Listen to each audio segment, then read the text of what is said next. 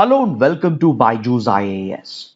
Let's take up the analysis of today's The Hindu newspaper by looking at a column from page number 6 of the Delhi edition. The writer of the column, Ashwini K. Ray, who happens to be a senior professor of comparative politics and IR at JNU, evaluates the nature of Indian federalism and points out that federalism in India is neither truly federal nor democratic. See, federalism in a constitutional democracy refers to the nature of relationship between the union and the states. That is the relationship between the center and the federated units. In a truly federal structure, the states are not subordinate to the union. Rather, in a truly federal structure, union and states are seen as co-equals between whom powers are shared and divided for the sake of administrative convenience, and any disputes arising between the states or between the union and the states is resolved by an independent judiciary. In a truly democratic federal setup, the states have their own jurisdiction and the powers of the union is limited to certain specific areas such as national security, defense, border management, etc. In the case of India, federalism is a part of the basic structure of the Indian constitution. But the writer says that even though federalism is a part of the basic structure, federalism in India is neither truly federal nor democratic. According to popular federal theorist and thinker K.C. Weir, the Indian constitution provides for a more quasi-federal setup.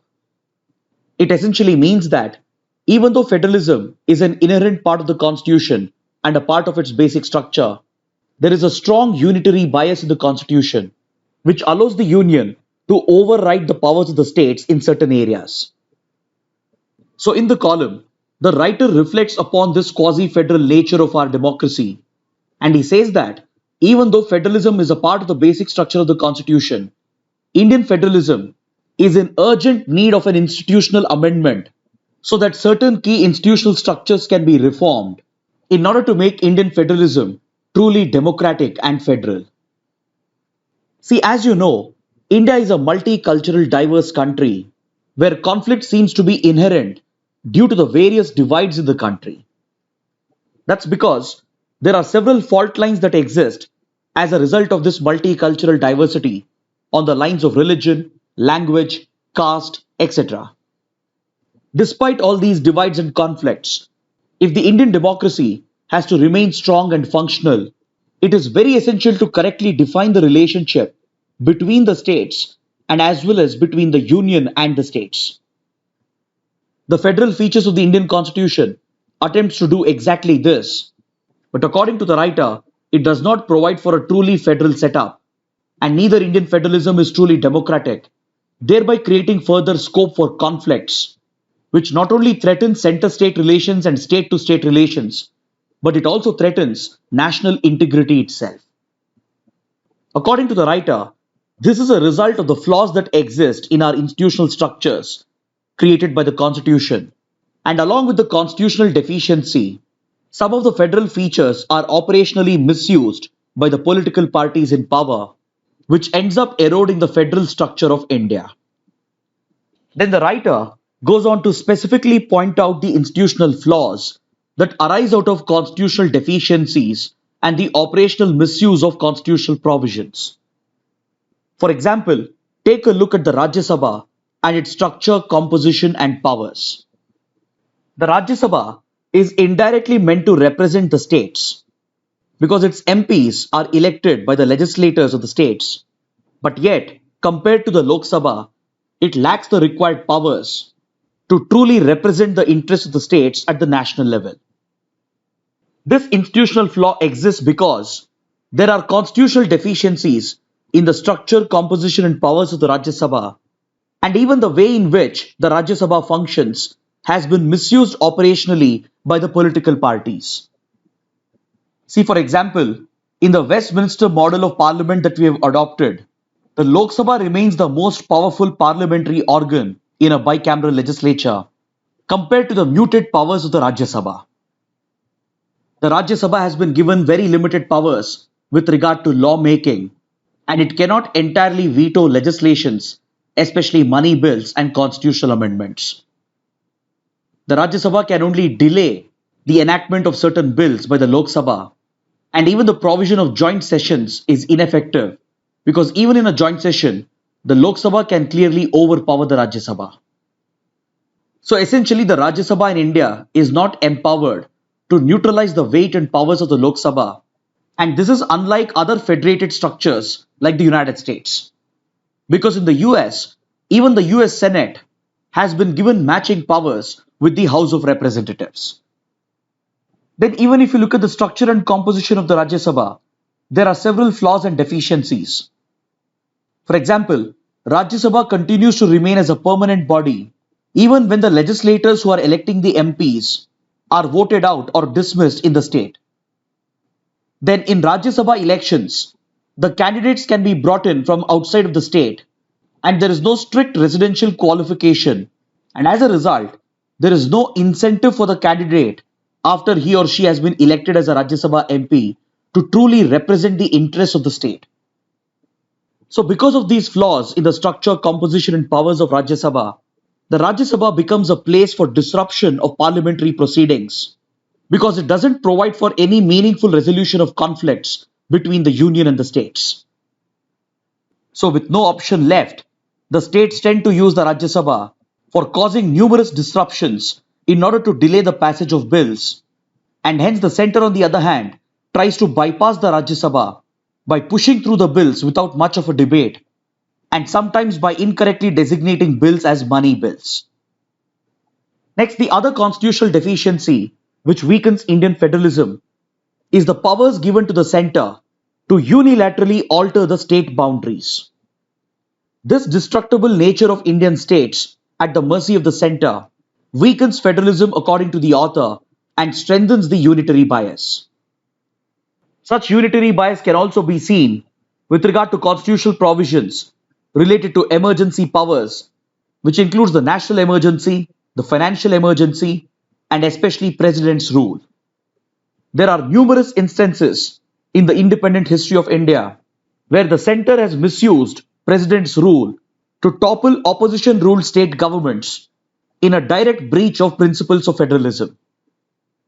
The Constitution further strengthens the unitary bias by resting all residual powers in the hands of the Union, which the Union conveniently uses along with its concurrent powers to trample upon the exclusive jurisdiction that would be accorded to the states. So, this is clearly an operational misuse of constitutional provisions, which exploits the deficiencies in the Constitution, thereby leading to institutional flaws, which erodes Indian federalism.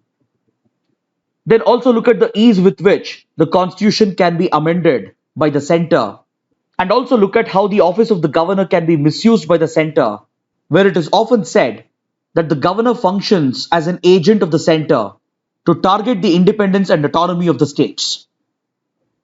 In an environment of such strong unitary bias, the only hope for the states is to approach the judiciary for some relief.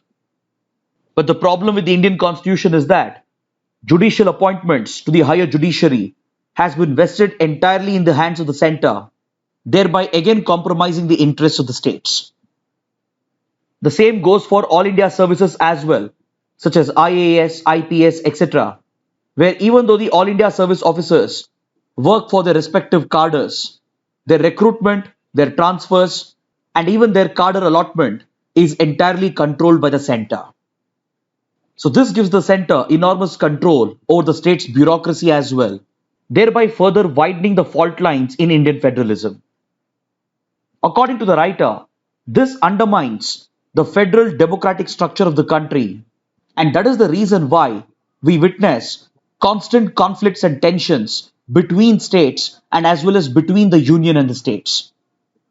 Take, for example, the latest border dispute between Assam and Mizoram and how the incident turned violent. Also, look at how the functioning of the parliament is constantly disrupted in order to highlight the pressing needs of the states, whereas the union pushes through legislations without much of a debate, thereby undermining the parliament. See, India's federal structure is borrowed from the Government of India Act of 1935, which initiated the concept of provincial autonomy. This colonial act provided for the renaming of provinces to autonomous states, and it even transferred the reserved powers to the states. And constitutionally, the subjects of governance were divided between the union and the states. This nature of federalism has been borrowed into the Indian constitution, and it has become an integral part of the preamble, the fundamental rights, and the directive principles of state policy, and hence it has been upheld numerous times by the Supreme Court as a part of the basic structure of the constitution. But despite being a part of the basic structure, the writer says that Indian federalism is neither truly federal nor democratic, thus creating several grounds for conflicts between states and between the union and the states, which eventually threatens national integrity. Now let's look at this column from page number 6, in which a senior doctor and a public health expert calls for the infusion of public health into Indian medical education. See, public health is defined as the science and art of preventing disease in order to prolong life and to improve the quality of life. This would require the organized efforts of the government, public healthcare professionals, including medical experts and doctors, and it would also require the society and the communities to work together on the basis of a comprehensive public health policy in order to protect and promote the physical, psychological, and social well being of the citizens. The COVID-19 pandemic, in particular, has renewed the focus on public health and the need to inculcate public health curriculum along with public health policy making into Indian medical education. See, public health is essentially a multidisciplinary field or an interdisciplinary field. For example, it includes epidemiology, biostatistics, social sciences, management of health services, etc. So, for doctors and experts to frame a effective public health policy, they would require sufficient multidisciplinary knowledge starting right from their medical education days in order to enable them to contribute towards public health policy making. But currently in the Indian medical education system, there is no separate curriculum included for public health. Instead, since the 1950s, Indian medical education system has relied upon a field of academics known as community medicine as a replacement for public health. The writer points out that community medicine and public health are entirely different specializations. As I mentioned, public health is multidisciplinary, whereas community medicine is a specific specialization. Community medicine as a subject focuses on creating socially oriented physicians and doctors, and these courses are included both at undergraduate and postgraduate levels. But this would not be the same as public health, which requires interdisciplinary knowledge to prevent diseases and to tackle pandemics. So, in this context, the writer is calling upon the Indian medical community and the government to learn from the examples of other countries, such as Cuba, because Cuba successfully demonstrated how a medical curriculum focused on public health can strongly promote the well being of the people. But in Indian medical education, there is over reliance on community medicine and a large neglect of public health, even though doctors and medical professionals play a direct role in public health policy making. Hence, the writer is calling for a middle ground where the current curriculum that includes community medicine can be upgraded to include aspects of public health as well, instead of entirely trying to replace community medicine. The writer concludes that such infusion of public health into our medical education system is very essential, considering the lessons that we have learned from the COVID-19 pandemic. Now let's look at an editorial from page number 6, which evaluates the disturbing situation that is developing in Jammu and Kashmir. In the past 1 week, terrorists in J&K have killed and assassinated 7 civilians in what appears to be targeted killings. These terror attacks have been claimed by a group known as the Resistance Front, which is a newly formed terrorist organization that is considered to act as a front for the Lashkar-e-Toiba, which is backed by the Pakistani state. These terror attacks are being considered as targeted killings because the terrorists have specifically singled out civilians, that to religious minorities such as Kashmiri Pandits and Sikhs, and they've even targeted a few local Muslims as well by blaming them to be police informants. This disturbing trend of targeted killings which has emerged is a reminder of the brutal 1990s when Jammu and Kashmir witnessed its first major wave of insurgency, which was directly sponsored by Pakistan. As the Kashmir insurgency took root in 1986-87, there was a disastrous development in the year 1990. Back then, the jihadist terrorists were encouraged by Pakistan's ISI to specifically target religious minorities, especially the Kashmiri Pandits, in order to give this separatist war a communal angle. So, as Kashmiri Pandits were singled out and threatened, it was seen as an attempt at ethnic cleansing, where an entire ethnic group was sought to be wiped out by the terrorists. Following few targeted killings of Kashmiri Pandits, a wave of migration began in Jammu and Kashmir, where the Kashmiri Pandits were forced to quit their home and migrate to other parts of India and other parts of the world. As a result, the Kashmiri Pandits were driven out of their homeland in the 1990s, and a majority of them are yet to return to the valley. In the current spate of attacks that have begun, a few prominent Kashmiri Pandits who had chosen to stay back in the 1990s have been specifically targeted, including the popular Kashmiri Pandit chemist Makan Lal Bindru. Along with him, a school principal and teacher have also been targeted, which appears to be a direct counter of the jihadist terrorists against the initiatives of the government of India to strengthen administration in Jammu and Kashmir. These wave of attacks that have begun, they coincide with an outreach program of the government of India, under which several union ministers are reaching out to the remote areas of J&K in order to strengthen unity and administration in these areas. And several administrative initiatives have also been planned to strengthen national integration in the remote areas of Jammu and Kashmir.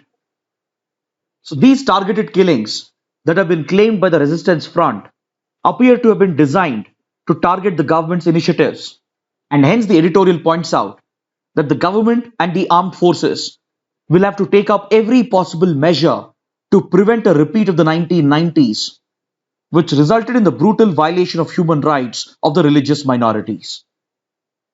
But this would require the government to not only pursue an aggressive counterterrorism approach, but it would also require the government to initiate a political dialogue with all the concerned stakeholders, including the regional parties and the civil society. These interactions between the center and Jammu and Kashmir have been very limited since 2019, especially after the center revoked the special status of J&K under Article 370 and after it reorganized the state into union territories. So there is an urgent need to kickstart the political process where the center will reach out to the political parties and the civil society while parallelly engaging in aggressive counterterrorism to target these jihadist terror outfits. On page number 1 and 8 as well, we have related articles which provide more updates on this important development. And according to this article on page number 1, panic-stricken Kashmiri Pandits have already started leaving the Kashmir Valley. And according to the other article on page number 8, police sources have informed that the newly recruited terrorists could have had a role in these targeted killings of civilians and religious minorities. Now let's look at another editorial from page number 6 that deals with this year's Nobel Prize for Chemistry. This year's Nobel Prize for Chemistry has been awarded to German scientist Benjamin List of the Max Planck Institute and Scottish scientist David Macmillan of Princeton University. These two researchers, they independently developed a new way of catalysis in 2000, which has transformed the way in which new molecules are produced. Their discovery is referred to as asymmetric organocatalysis, which provides for an efficient, precise, cheap, fast and environment-friendly way to develop new molecules. This is considered to be a very simplified and elegant way of making new molecules, which has completely transformed several sectors including pharmaceutical drug research. It has aided the development of new molecules for producing new drugs, which not only helps in removing the toxic substances, but also helps in producing molecules with minimal interruption and minimal waste. Their model of asymmetric organocatalysis is considered to be more efficient than the asymmetric catalysis which was developed in 2001, who were also awarded the Nobel Prize in Chemistry back then. Their catalysis model used heavier metals, which were not only more expensive for the industry, but it was also considered to be harmful to the environment. Then later, researchers had come out with enzyme-based catalysts, but even they were not efficient for producing new molecules, as they were not sensitive to oxygen and water.